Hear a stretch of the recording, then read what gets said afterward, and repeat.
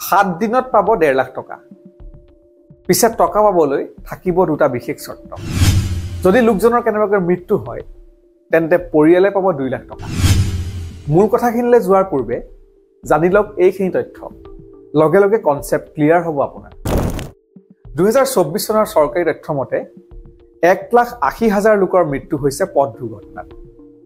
তাৰে 30% মৃত্যু হৈছে কেৱল হেলমেট পৰিধান নকৰাৰ বাবে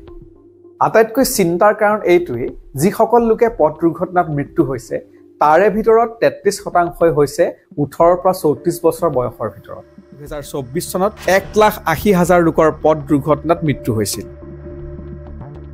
তাৰে ভিতৰত হেলমেট পৰিধান নকৰাৰ বাবে 30,000ৰো অধিক লোকৰ মৃত্যু উদ্বেগজনকভাৱে এই দুৰ্ঘটনাত নিহত আৰু আহতৰ 66% হৈছে 18 পৰা 34 বছৰ বয়সৰ লোক দুৰ্ঘটনাই এজন লোকক কাঢ়ি লৈ গলে পৰিয়ালটোৰ কি অৱস্থা হয় সেয়া নতুনকৈ কোৱাৰ প্ৰয়োজন নাই পিছে এইবাৰ এই ক্ষেত্ৰত সহায়ৰ হাত আগবঢ়াব ভাৰত চৰকাৰে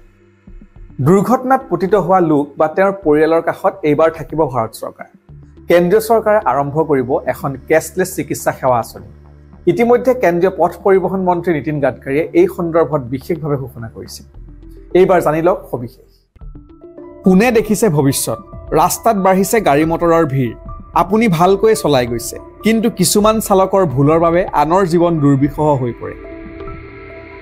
এইবাৰ কেন্দ্ৰীয় চৰকাৰে আগবঢ়াইছে দুৰ্ঘটনাত পতিত হোৱাজনৰ বাবে বিশেষ সহায়ৰ হাত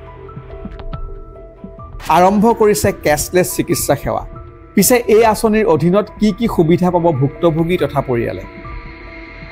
চৰকাৰে ব্যয় কৰিব সৰ্বাধিক 1,50,000 টকা দুৰ্ঘটনা সংঘটিত হোৱাৰ পৰা 7 দিনলৈকে 1.5 লাখ টকাৰ চিকিৎসা ব্যয় বহন কৰিব চৰকাৰে কিন্তু এই সুবিধা গ্ৰহণৰ বাবে থাকিব বিশেষ শৰ্ত দুৰ্ঘটনা সংঘটিত হোৱাৰ 24 ঘণ্টাৰ ভিতৰত আৰক্ষীক অৱগত কৰিব লাগিব ঘটনাৰ সন্দৰ্ভত কেইদিনমান পূৰ্বে দিল্লীৰ ভাৰত মণ্ডপমত ৰাজ্য আৰু কেন্দ্ৰীয় শাসিত অঞ্চলৰ পৰিবহণ মন্ত্ৰীৰ সৈতে বিশেষ বৈঠকত মিলিত হৈছিল কেন্দ্ৰীয় পথ পৰিবহণ মন্ত্ৰী নীতিন গাডকাৰী আৰু এই বৈঠকতে মন্ত্ৰী গাডকাৰীয়ে ঘোষণা কৰে এই বিশেষ আঁচনিখনৰ কথা সেইদৰে হিট এণ্ড ৰানৰ দৰে দুৰ্ভাগ্যজনক ঘটনাৰ বাবেও চৰকাৰে দিব সাহায্য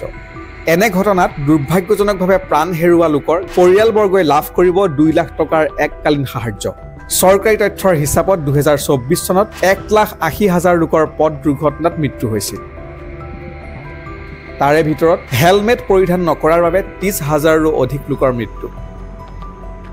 উদ্বেগজনকভাৱে এই দুৰ্ঘটনাত নিহত আৰু আহতৰ 66% হৈছে 18 পৰা 34 বছৰ বয়সৰ লোক ইফালে কেন্দ্ৰীয় পৰিবহণ মন্ত্ৰীগৰাকীয়ে আক্ষেপেৰে কয় যে আমাৰ দেশৰ বিদ্যালয় আৰু মহাবিদ্যালয়সমূহৰ ওচৰত সুৰক্ষা ব্যৱস্থা আজি কোপতি বৰ দুৰ্বল ইয়াৰ ফলত 10,000 শিশু সন্মুখীন হৈ আহিছে মৃত্যু ভয়ৰ গতিকে এই সমস্যা সমাধানৰ বাবে স্কুলীয়া ছাত্ৰ-ছাত্ৰীৰ ক্ষেত্ৰত পৰিবহণত ব্যৱহৃত অটো ৰিক্সা আৰু মিনি বাছৰ ক্ষেত্ৰতো শীঘ্ৰেই বিশেষ নিয়মৰ প্ৰৱৰ্তন ঘটাব চৰকাৰে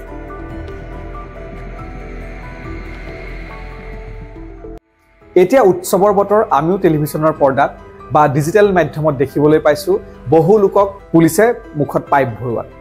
বহুতে এই ক্ষেত্ৰত ট্ৰোল কৰিছে বা ইটিকিং সূচক মন্তব্য আগবঢ়াইছে কিন্তু সেয়াটো আমাৰ ভালৰ বাবেই কৰিছে